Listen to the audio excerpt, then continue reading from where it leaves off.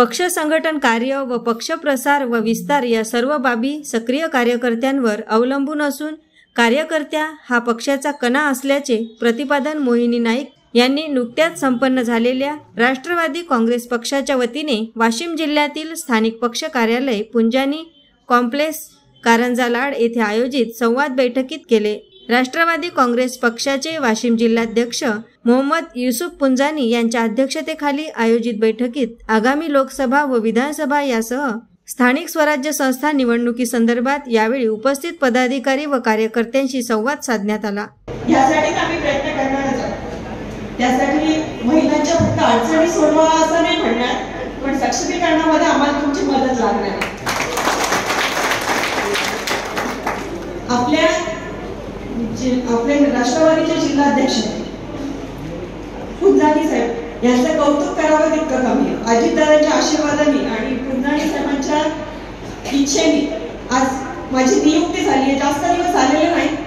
आपल्या अध्यक्षीय भाषणात पुंजानी यांनी पक्षाचे ध्येय धोरण व राष्ट्रवादी काँग्रेसचे राष्ट्रीय अध्यक्ष तथा उपमुख्यमंत्री अजित पवार यांच्या विकासात्मक धोरण आणि समाजातील सर्व घटकांचा सर्वांगीण विकास हेच पक्षाचे उद्दिष्ट असल्याचे सांगितले।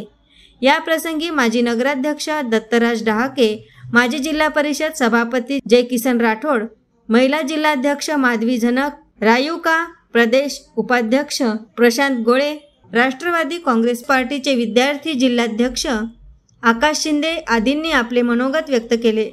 आयोजित कार्यक्रमात राष्ट्रवादी काँग्रेसचे आजी माजी पदाधिकारी, सर्व सेलचे पदाधिकारी व हजारो कार्यकर्ते उपस्थित होते। कार्यक्रमाचे संचालन राष्ट्रवादी काँग्रेस पार्टीचे सोशल मीडिया सेल वाशिम जिल्हाध्यक्ष हमीद शेख तर आभार ॲडव्होकेट फिरोज शेकुवाले यांनी व्यक्त केले।